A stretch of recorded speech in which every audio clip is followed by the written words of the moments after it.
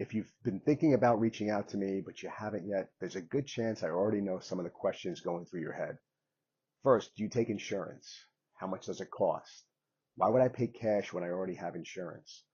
What if I've already tried physical therapy? And the big one, how do I know this is actually going to work for me? So instead of waiting for you to ask me these questions, I want to answer them right now. And I want to be very clear about how I work, who I work best with, and what you're actually getting when you decide to work with me. So let's start with the most common question. Do I take insurance? No, I don't take insurance. And that's not because I'm against insurance. It's because I made a decision a long time ago about the type of care I wanted to provide. I don't want an insurance company determining how much time I spend with you. I don't want somebody who has never met you deciding how many visits you need. And I don't want to build your program around what billing codes I can use that day. When you work with me, my decisions are based on one thing. What do I believe you need to move forward? That's it. So why would I pay cash if I already have insurance? And that's a fair question too. And here's my answer. If your goal is simply to go to physical therapy, use your insurance, pay your copay, and say, I went to physical therapy, I'm probably not the right person for you. And that's okay. But most of the people who reach out to me aren't looking to simply go to physical therapy. They're trying to solve a problem. They want to walk without constantly thinking about falling. They want to play golf. They want to get back on the pickleball court. They want to swim. They want to travel. They want to work out again. They want to get off the floor without struggling. Or maybe they're just tired of waking up every morning and immediately checking to see what hurts today. That's what we're working towards. Next question. How are you different from regular physical therapy? Well, first, when you work with me, you work with me, one-on-one. You're not handed off to an aide or an assistant. I'm not treating three other people while you're doing your exercises in the corner. I'm watching how you move. I'm asking questions. I'm looking at how your body responds, and I'm constantly making decisions because your body doesn't follow a protocol perfectly. You might come in on a Tuesday feeling great, then you travel, you sit in a car for 6 hours, you play 3 days of pickleball, you go to the gym and decide to try something you haven't done in 10 years, and now something feels different. That's real life. My job isn't to say, well, this is exercise number 7 on your sheet, so that's what we're going to do today. My job is to look at what's happening now and decide what we need to do next. Next question. Do I have to buy a package or can I just come in for one visit? Now, I do offer individual services in certain situations, but my primary model is built around a process, and there's a reason for that. Most problems that have been developing for months or years are not going to be solved in 55 minutes. I can assess you, I can give you information, I might even be able to make you feel better at that time, but my goal isn't to give you 48 hours of relief and then have you start searching Google again the next Thursday. I want to build a strategy. So we assess, we develop a plan, we implement it, we see how your body responds, we progress it, and when necessary, we change direction. That's why I work with many of my clients over a defined period of time. Next question, how many visits am I going to need? Now, I don't know this until I understand you, and I would be very skeptical of anybody who tells you exactly how many visits you need before they've even evaluated you. Your diagnosis doesn't tell me everything. Two people can both have hip arthritis and have completely different problems.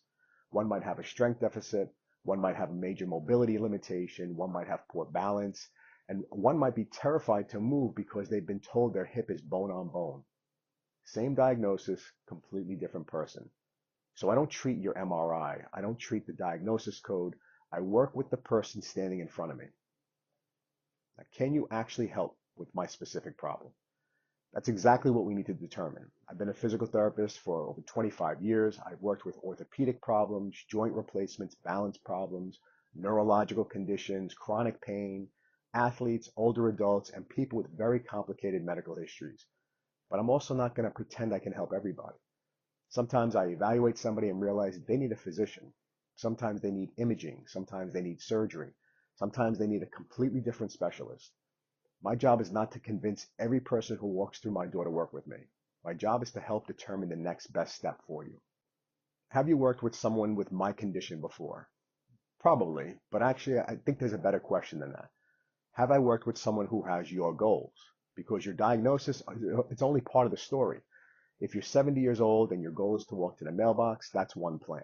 If you're 70 and you want to play golf 4 days a week, travel internationally, and train in the gym, it's a very different plan. I need to understand what you're trying to get back to. Now, what happens during the first visit? Well, I call this visit a mapping process because I'm trying to map out where you are now, where you're trying to go, and what might be standing in the way. We're going to talk. I'm going to ask a lot of questions. I'm going to watch how you move. And depending on your problem, I might look at strength, mobility, balance, movement patterns, or specific functional activities. I use objective testing when it's appropriate, but I'm also looking at the things a machine can't tell me.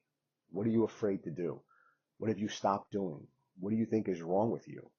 What have other people told you? Because sometimes the biggest limitation isn't just physical. Sometimes somebody has spent 2 years being told everything they shouldn't do. I want to understand the whole picture.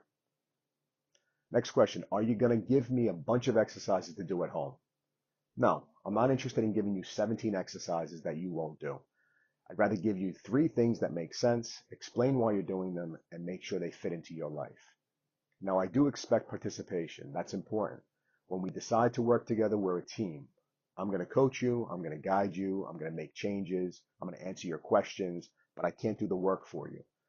If somebody is looking for a completely passive solution where they lie on a table twice a week and I magically fix everything, I'm probably not the right fit. Now, what if I've already tried physical therapy and it didn't work? I hear this one all the time. And my first question is always, what did physical therapy actually look like when you did it? Did somebody really assess why you were having the problem? Were you reassessed? Was your program progressed? Did somebody explain what they thought was happening? Or did you ride a bike for 10 minutes, do the same exercises every visit, get some heat, and go home? I'm not saying your previous therapist was bad, but saying physical therapy didn't work is a little like saying exercise doesn't work. What did you do? How often did you do it? Was it the right approach? Was the plan changed when you weren't responding? Those questions matter. What if I have arthritis, stenosis, a disc problem, or neuropathy? Having a diagnosis does not automatically tell me what you're capable of. I work with people who have arthritis. I work with people who have stenosis. Some have joint replacements. I work with some who have neuropathy. The question isn't simply, what does your MRI say? The question is, what can you do now? What can't you do? What is limiting you? And what can we realistically improve? I'm not going to tell you I can reverse arthritis. I'm not going to tell you I can magically make stenosis disappear. But there can be a huge difference between changing a diagnosis and changing how someone functions with that diagnosis. Now, do I need a doctor's prescription or a referral to come to see me? In many situations, no. Florida allows direct access to physical therapy within limits of the state law. But if I believe you need to see a physician or another healthcare provider, I'm going to tell you. I don't see referring somebody out as losing a client. Sometimes the best thing I can do for somebody is recognize that they need something I can't provide.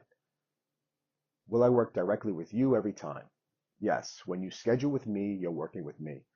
That's one of the foundations of how I built my practice. I know your history. I know what we did last time. I know how you responded. I know what your goals are. And because I'm the person seeing you, I can connect those dots.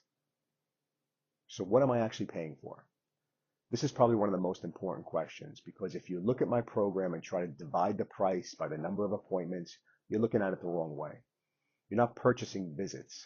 You're hiring me to help guide you through a process. You're paying for the assessment, the strategy, the one-on-one time, the clinical decision-making, the reassessment, the progression of your program, the changes we make when your body doesn't respond the way we expected, the ability to ask me questions, the accountability, the guidance around exercise and recovery, and the plan for where you're going next. I'm not standing in a clinic waiting to collect a paycheck every 2 weeks regardless of what happens to you. When we agree to work together, I'm invested in helping guide you towards the goals we identified. So no, you're not buying 24 visits. You're hiring me for 12 weeks to help you solve a problem. Now, what happens if I'm not getting any better?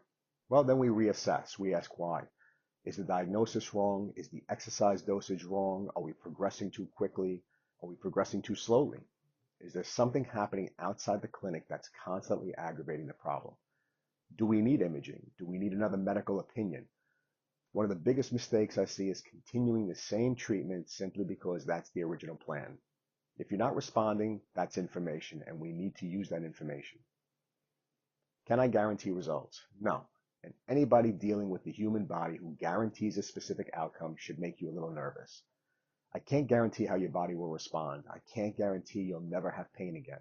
And I can't guarantee that every goal we establish will be reached within exactly 12 weeks. But I can guarantee you this. I will pay attention. I will reassess. I will think. I will adjust the plan when I believe it needs to be adjusted. I will communicate with you. And I will do everything within my professional ability to guide you towards the goal we've established. But you have a role in this too. Remember, we're a team. Now, what if I travel or I miss an appointment? Well, welcome to being a human being. People travel, people get sick, family comes into town, life happens. The program needs to work within your life. That doesn't mean consistency isn't important, it absolutely is. But if you travel, we plan around it. If you're going to be away, maybe we adjust your program. Maybe I give you things you can do while you're gone. The goal is not perfection. The goal is to keep moving forward. Now, is this physical therapy, personal training, or wellness? Well, the answer depends on why you're working with me. I do provide physical therapy services. I also work with people on wellness, movement, fitness, and performance. Those are not always the same service, and I'm very clear about that. The important thing is that we determine what type of service is appropriate for you. Why should I choose you instead of the clinic 5 minutes from my house? Well, maybe you shouldn't. Seriously, if convenience is your number one priority, I'm probably not always going to win. If using your insurance is your number one priority, I'm definitely not going to win. And if you're looking for the cheapest option, I'm probably not your person. But if you're looking for someone who's going to know your story, someone who's going to work with you one-on-one, someone who's going to look at your goals instead of simply your diagnosis, and someone who's willing to change direction when the original plan isn't working, then we should probably have a conversation. Now, let me answer a few questions people don't always say out loud. Am I going to pressure you into spending thousands of dollars? No. My job is to understand your problem and determine whether I believe I can help. If I believe you're a fit, I'll explain what I recommend. I'll tell you what it costs, and you can make a decision. I'm not interested in chasing somebody around for 6 weeks trying to convince them to work with me. I want to work with people who understand the process and are ready to participate in it. Am I too old or too far gone? Well, I've worked with people at many different stages of life and with very complicated medical histories. Age does matter, your medical history matters, but neither one automatically tells me what your potential is. I need to see what you can do, and then we build from there. Next question, what if I spend this money and I still have pain? And that's a real concern, and it's exactly why I don't promise pain elimination. Sometimes the goal is pain reduction. Sometimes it's improved strength. Sometimes it's better balance, maybe returning to golf, delaying surgery. Sometimes it's preparing you for surgery so you recover better and quicker afterward.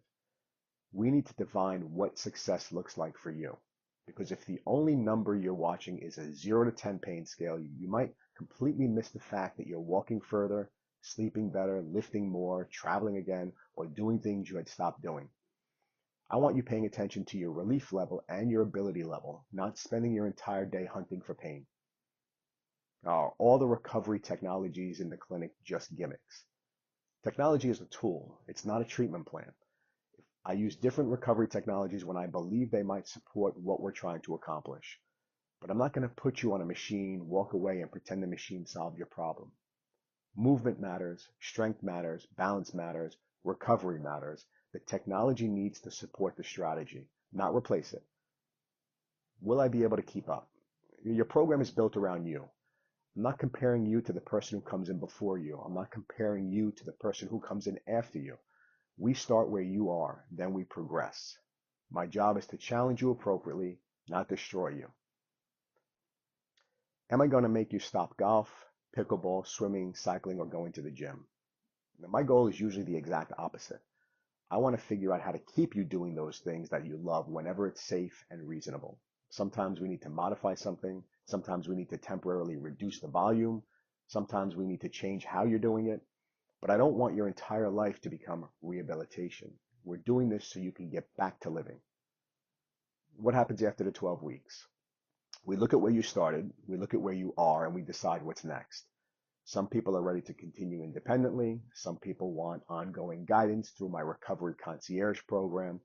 And some people have new goals and decide they want to continue working with me one-on-one. The goal is not to keep you dependent on me forever. The goal is to help you understand your body, build your capacity, and know what the next step should be. Could I get similar results somewhere cheaper? Possibly. I'm not going to tell you I'm the only physical therapist who can help you. There are a lot of very good physical therapists. There's also less expensive options. The question is whether the model fits what you're looking for. If you want one-on-one attention, a defined strategy, ongoing reassessments, access, accountability, and a process built around your specific goals, that's the model I've created. And finally, do I really need to do this now? Well, I can't answer that for you, but I can ask you a question. How long have you already been thinking about this problem? 3 months, 6 months, a year, 5 years? And during that time, has the problem gotten any better?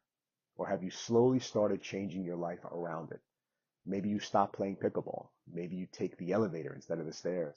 Maybe you don't travel as much. Maybe you stop going to the gym.